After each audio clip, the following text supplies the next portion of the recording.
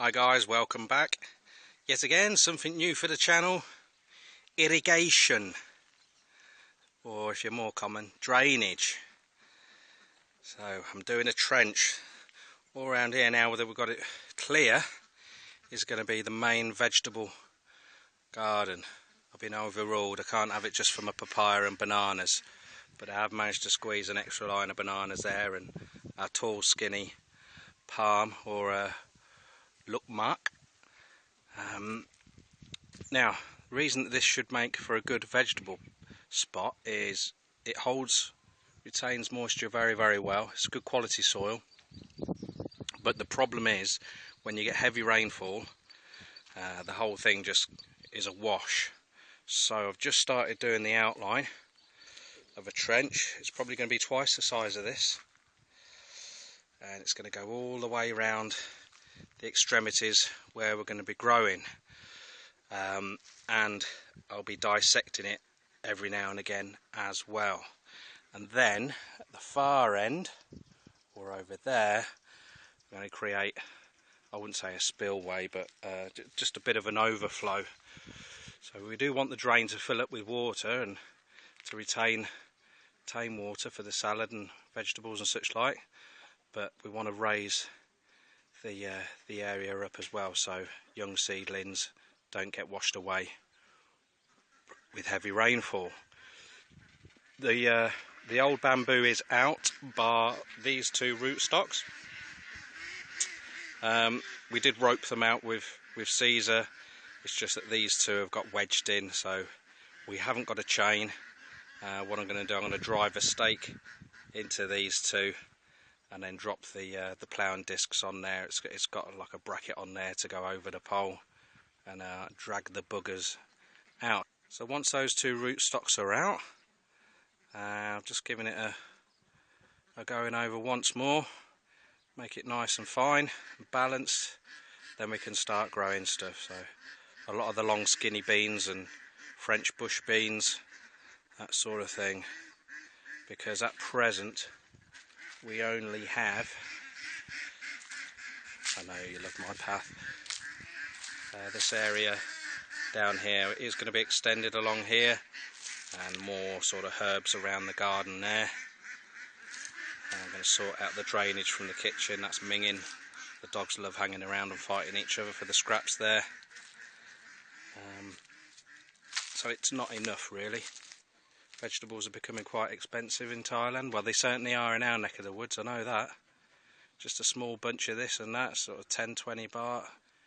Before it used to be about 5 baht and twice the size. So just trying to grow our own stuff. Also, I've been reading up quite a bit on pesticides and herbicides use in Thailand. It's quite scary reading, guys. So all of you that don't grow your own veg or your fruit, it might be an idea for you to have a butcher's online. It doesn't make good reading, I tell you.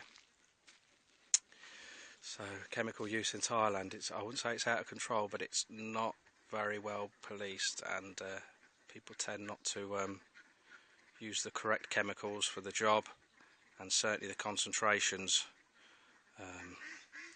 done by guesswork a lot of the time. I know we've been a bit guilty in the past to mixing two bloody chemicals together. That's all stopped now.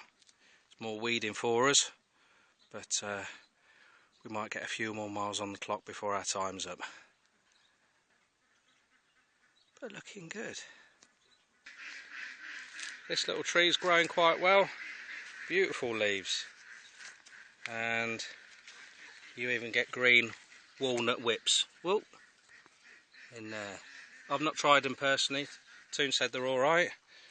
This was growing wild on the land, but it's a little bit too close to where we were building the house, so while the macro was here, he skillfully dug that out, dug a hole here and popped it in.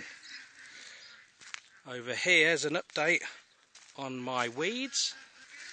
Of course I mean my malat. Both are growing. So the long skinny ones there, that are crawling along the ground at the moment, I haven't trained them up.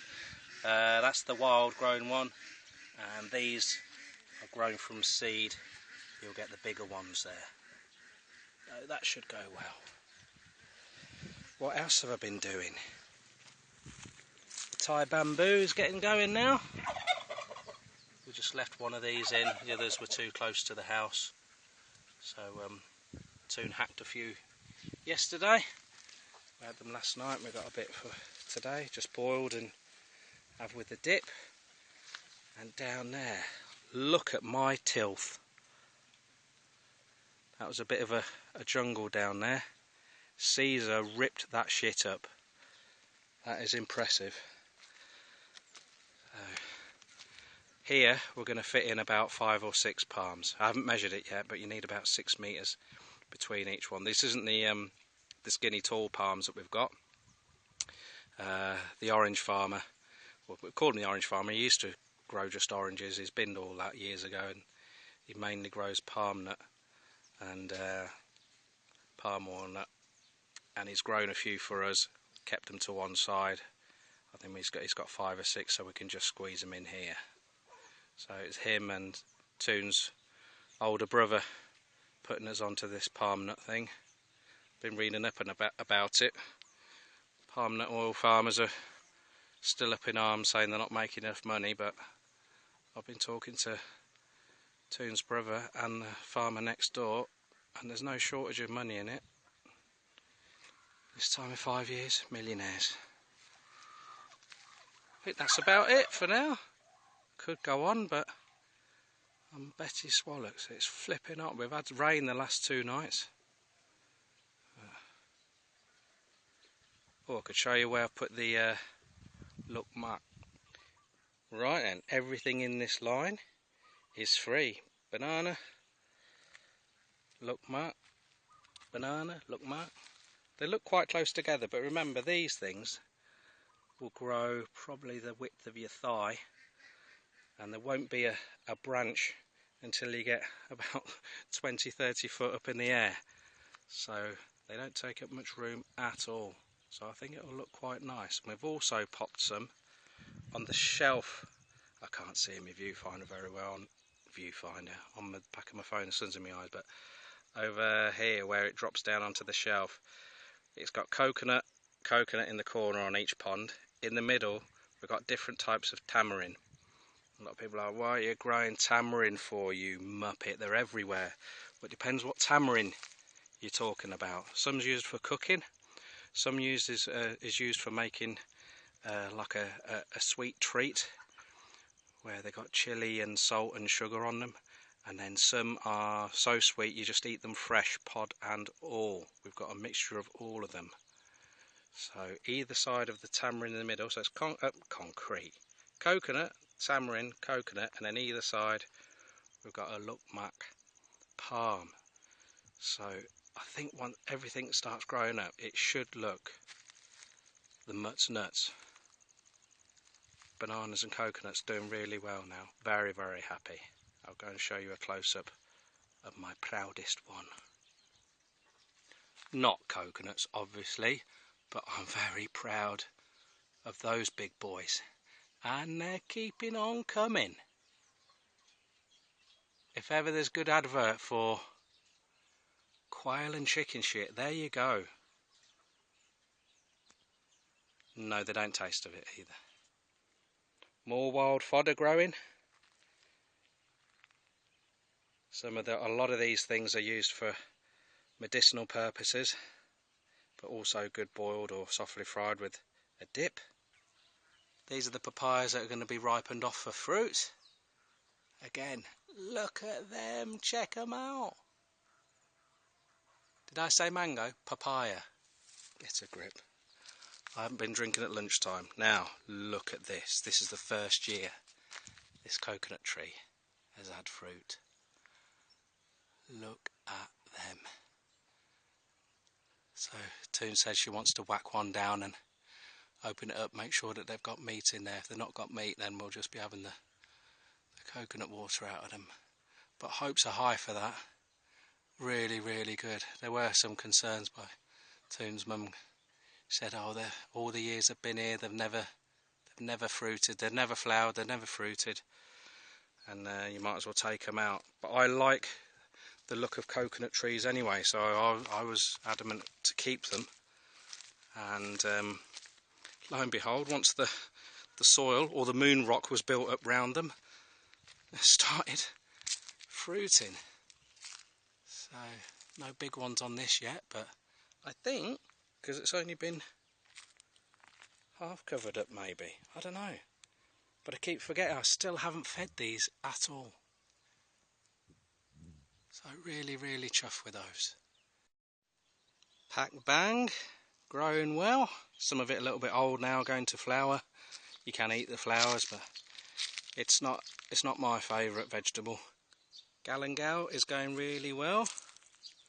The mulching is helping. Even got a few flowers, so these have only been in about 3-4 months.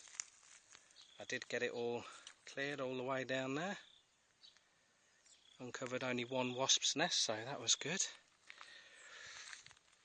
Now I know everywhere flipping grows it. Nearly everyone in Thailand's got this. We haven't cleaned round it yet, but we've got about a dozen or so lemongrass plants, and on the other pond behind this one, we've just started growing them there. Now you might think, well, you can't eat that much lemongrass. One bunch is too much for one family, never mind 20 bushes. The idea is you cut a few sticks of that with some galangal and then a few kaffir lime leaves, which we grow as well, stick them on an elastic band, and then you sell them. You'll see them in the markets normally. Well, they always used to be 5 baht, now more common than not round here. They're 10 baht a pop, so can do that. Obviously we won't be selling them that much, so we'll be selling them to the people that are selling them, so even if they're like 2 or 3 baht, still worth doing. It's only grass, isn't it? I don't mind growing grass and selling it. It just happens that it smells of lemon. Right, these bananas, bonkers. Probably the easiest thing I've ever grown in my life, and a few are starting to flower as well now. But talk about bang for your buck, guys. Look at this. From one plant 4 months ago.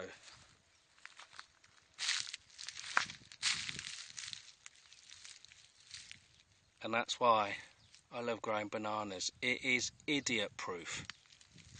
I think I've done over 70 plants and 3 have died. And the reason they died, when I chopped them out of the ground, they didn't have any roots on, and I just winged it. I just threw them in there, didn't water them or anything, and they died. But everything else has survived. Got some standing water here. Last night and the night before we had really heavy rain, so it's backing up on the back side of or the front side rather, of where the lake's going to be there. So that normally that used to run off into the basin, where you can see over there now the inside. It's like a giant island. All started to green up again. That's not our lush vegetation that we're growing, that's lush weeds. It's all soft weed though, so I'm just waiting for it to dry out a little bit more, and then I'm going to rip that shit up with Caesar. You can't see, but we've got about 300 eucalyptus in here, and 1 line of the skinny palm, and then at the far end all the bamboo is doing very well. That's all had a feed, very good, and we've got a few new fruit trees in there. Down here just started putting another line of bananas and the skinny palm. Okay, we've still got, I haven't forgotten about noggin cam. It's going to be over there, but you can see that is tempting fate, guys. We've got to give Caesar a chance. Never mind the driver. So me and Caesar did get stuck the other week. We ventured into the rice paddy, and I'm not saying it was operator error, and I'm not saying the machine let me down, but we did end up in a hole, and I had to dig her out. So well, not really dig her out, a little bit of digging, and then put a couple of metal posts under the rice wheels, and then she drove straight out. So good old girl. she blamed herself, but I said it could happen to any tractor, not ones that are just 30 years old, so we move on. The 3 puppies are permanently out here now at night time. They've destroyed Klopp's security office. The umbrella is no longer. 2 nights, Mo and gang, they just ripped it to shreds. Young's quite a well-behaved dog, but the other 2, Jesus, they are a handful. Now, they are barking quite a bit, and Toon's patience threshold has been breached several occasions, and she has had to come out here in the wee small hours with a stick. So what I've proposed is to move them even further down here, or even onto there. Just get them used to it, really.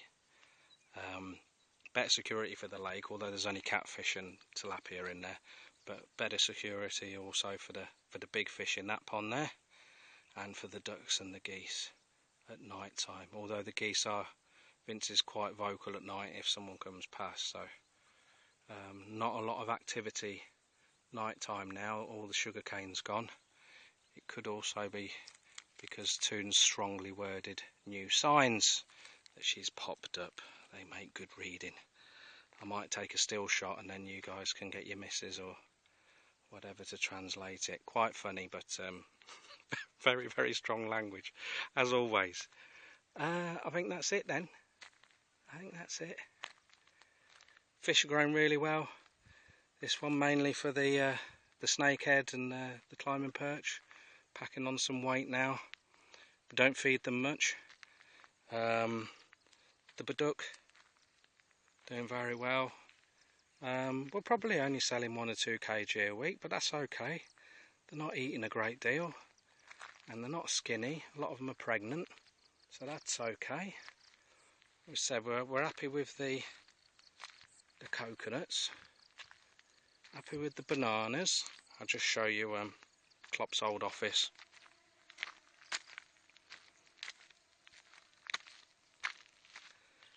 Devil dogs, absolute devil dogs. I've even had to put the hose down the side, they'd have had that. That's it. Toon's just gone off into town, get the bike serviced. That's it, just a bit of quiet time. Thanks for watching, guys. Again, I haven't thanked you for a while, but thanks for your comments and participation on the channel and the Facebook group. Glad you all seem to be getting on there. I know I don't have much input on there, but it's like I'd said from the outset, it's really for you guys to share your experiences, and I'm certainly interested to see what you guys are up to in Thailand. Some of you are absolutely minted though. So if I'm short of a few quid, I'll be getting in touch. Ta-da for now.